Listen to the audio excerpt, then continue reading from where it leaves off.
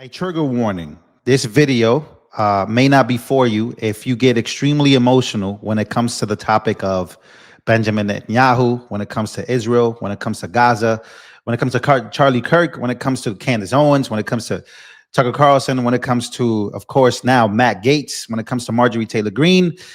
It's been a lot going on. And what Matt Gaetz just did in front of the world and what he just said and what he just put together is something that I thought I'd share with you guys as food for thoughts.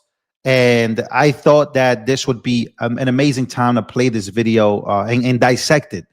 Let's go through it together. If you can't handle it, more than welcome to leave. A lot of people always unsubscribe. They get very emotional when it comes to this topic.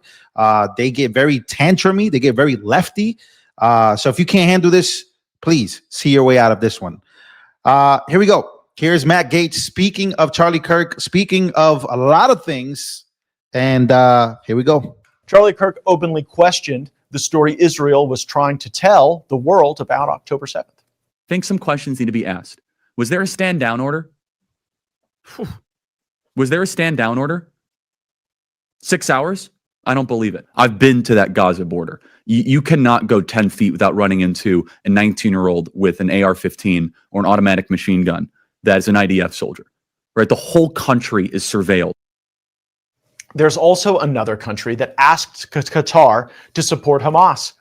It was Israel. In 2018, Netanyahu himself sent a secret letter to the Qatari leadership. In that letter, he urged Qatar to deliver $30 million a month to Gaza. He said this funding would help reduce the motivation of terror groups to carry out attacks, prevent a humanitarian crisis, and preserve regional stability.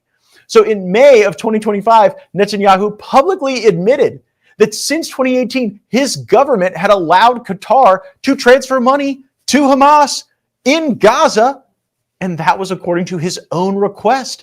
That policy was approved by the full Israeli security cabinet. So if you believe Netanyahu himself, he went from asking Qatar to send money to Hamas to bombing Qatar for not extraditing Hamas. He doesn't think this serves Israel's interests or the United States' interests. Yeah, it really doesn't. Qatar just gifted the United States a $400 million jet. Israel sending bombs in return is one heck of a thank you note. On Capitol Hill, Florida Democratic Congress. Okay. I'm going to give you this oh man, this is a lot. So he's talking about the relationship between Charlie Kirk and Israel because Candace Owens came out and said that there was an argument that was had in the Hamptons between Bill Ackman and other pro-Israeli cabinet members that were putting a lot of pressure on Charlie Kirk to maintain himself in that pro-Israel light. This is now Matt Gaetz is saying that he believes that Charlie Kirk was under imminent pressure to make sure that he doesn't platform people that are against Israel and that he was offered $150 million. By the way, something extremely bizarre that happened as well. And again, this video might rub you the wrong way. I don't really care. I'm going to show you what Matt Gaetz is saying. Matt Gaetz, Candace Owens, Marjorie Taylor Greene, Tucker Carlson, some of the biggest voices in politics that all of a sudden people just hate. And I thought we should take a look at it. But I did see this. This is September 17th.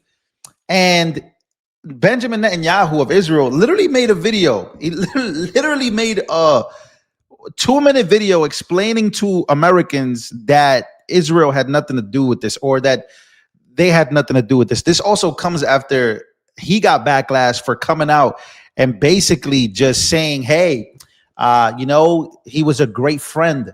He was an amazing guy. He loved Israel. And then people were saying, no, he actually was not very good friends with you. He was actually challenging you.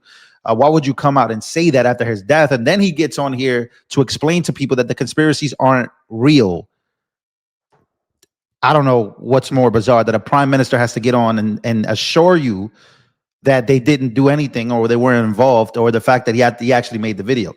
So now we continue on with Matt Gaetz. All right, guys, before we continue on, I need you guys to listen up. This is very, very important. We recently covered a company called Western Star Resources here on this channel, a gold and silver exploration company we believed has serious potential for U.S. expansion. Well, the news just dropped, and it's exactly the kind of move that we were waiting for. Western Star has officially signed an MOU with the Real American Corporation, a Nevada-based mining group with a diverse portfolio and sharp focus on tungsten. This isn't just another press release. This is a game-changing milestone. Western Star is now officially planting its flag in the United States, and not just anywhere. Nevada, the mining capital of America, a state recognized worldwide for one of the most mining-friendly jurisdictions on this. The demand for critical minerals is exploding. Gold and silver prices are strong, and tungsten, it's on the U.S. government's list of strategic minerals that are vital for national security, clean energy, and advanced technology. The federal government even established the C. Think about that. Western Star isn't chasing pipe dreams overseas. They're looking into the very heart of the United States of America's resource strategy. Already applied to join Nevada Mining Association, meaning they're not just dipping a toe in, they're going all in Nevada's mining community. This is exactly the kind of alignment you will never see. A seasoned exploration team, a booming commodities market, and a government that wants exactly what Western Star is delivering right now. Western Star Resources, making gold, silver, and critical minerals great again. On the screen, you will see it all. Down below, you got to click. Now let's continue on with the show. Jared Moskowitz is deeply concerned about foreign governments running influence campaigns online in the United States. It is totally rampant, allowing foreign governments to just perpetrate these platforms, all of these bots, all of the time to weaponize Americans. You see what's going on here? This is a byproduct of all of that. What's going on in the streets is a byproduct of all of that. Well, that just sounds awful. We wanted to learn more about these foreign governments that Representative Moskowitz was talking about and their paid influence operations. And lo and behold, a foreign country has just signed a $45 million deal with Google to spread propaganda. It's Israel. If you don't care at all about Israel or Qatar, you should at least care about U.S. military equipment being used in the most stupid of ways. Israel has the F-35. Qatar has U.S. Patriot missile batteries. Is American hegemony in 2025 really watching our own air defenses shooting down U.S.-funded bombs launched from U.S.-made planes? This reminds me of Syria, when forces funded by the Pentagon were fighting forces funded by the CIA. This week, U.S. House Speaker Mike Johnson held a meeting with AIPAC and Jewish leaders on Capitol Hill. Several reports out of that meeting suggest Speaker Johnson committed to screen potential congressional candidates to ensure they are aligned with the current policies of the Israeli government. I asked Speaker Johnson about this, and he offered this response on record exclusively to our program. When asked if he was going to screen candidates in this way, he wrote back, "No. Shocking that I would be misquoted. The discussion was about general support for Israel, which has obviously been declining. Christians are called to support the people and nation of Israel, but not necessarily its politics." Speaker Johnson didn't fall into this trap. Those who bless Israel will be blessed, and those who curse Israel will be cursed. Those who bless the government of Israel? Those who bless Israel is what it says. It doesn't say the government of it, it says the nation of Israel. So that's in the Bible. As a Christian, I believe that. Where is that? I can find it to you. I don't have the scripture off the tip of my.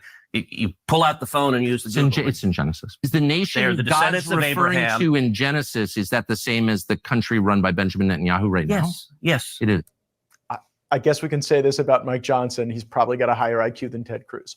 Qatar is an ally. I know that because we have a U.S. military base there. Since Vietnam, no country that has willingly invited U.S. military bases has been bombed by U.S.-funded weapons. We see increasing evidence that Netanyahu wants forever wars in the Middle East. That's not good for Israel. That's not good for the United States. It's just good for Netanyahu. And his goals sound really awful. But the fact is now Bibi and the Israeli hard right government has a mandate. I got to be careful the way I say this. They're going to try to ethnically cleanse Gaza. Yep. I mean, I don't use that term lightly. Okay. Oh boy, that is coming from Charlie Kirk himself. That is coming from him himself. Everybody is talking about that video. Everyone is talking about the relationship between Charlie Kirk and Benjamin Netanyahu.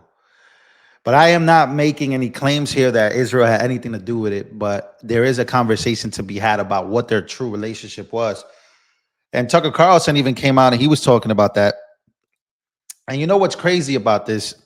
I try not to get into any of this anymore, but one thing I've noticed about this is that if you say that you are not pro-Israel, people all of a sudden attack you the same way that they attacked Charlie Kirk before his passing.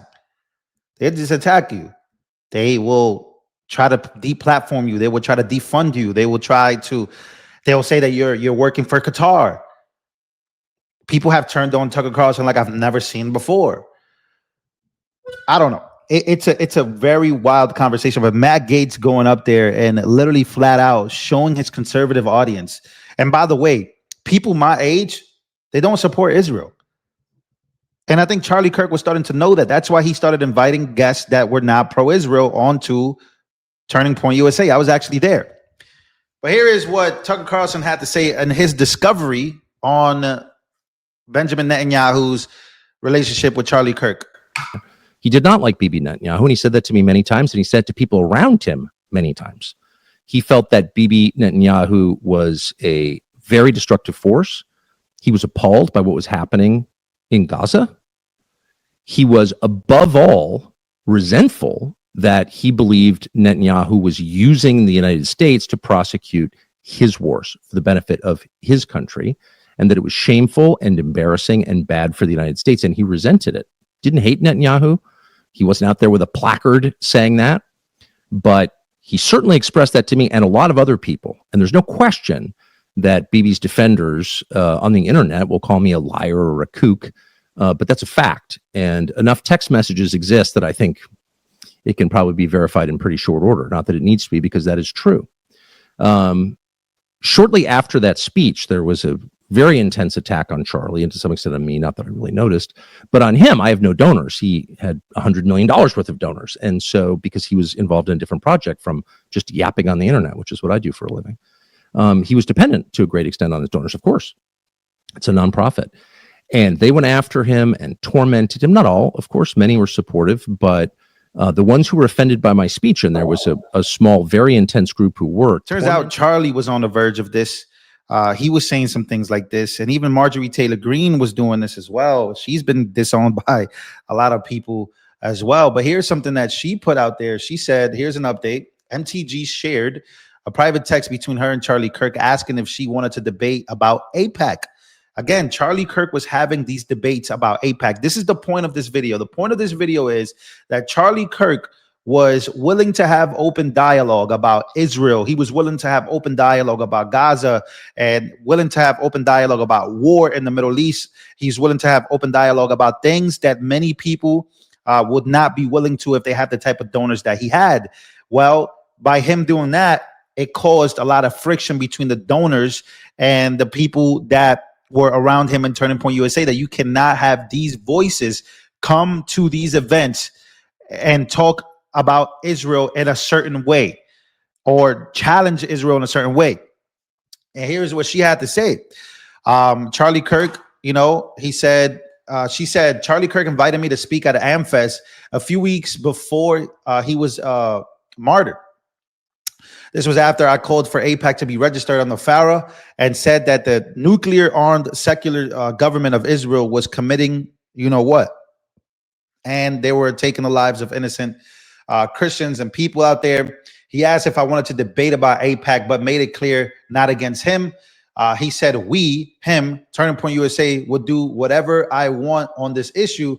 If you don't know who to believe between Bibi Netanyahu and a foreign country's leader or Charlie Kirk's personal friends like Candace Owens and Tucker Carlson, I am posting my last text message with Charlie Kirk here, that he was, in fact, changing his mind, and he was very much open to challenging Israel in this way. You should speak at AmFest, he says to Marjorie Taylor Greene. Would you want to also debate about AIPAC? Not with me, no pressure. We'll do whatever you want. That's what he told her. So again, a lot of people are coming out. A lot of people are coming out. He was, they are trying to, they're trying their best to make sure that they're putting what is out there to be true.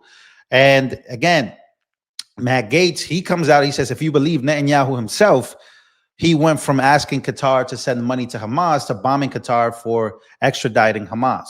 So a lot going on, a lot of friction and behind this because of what people say is true and what people say is not true as far as his last days go. And so even Matt Gaetz is coming out and talking about this himself, which is very, very alarming as to where we're going with this. See you guys on the next one.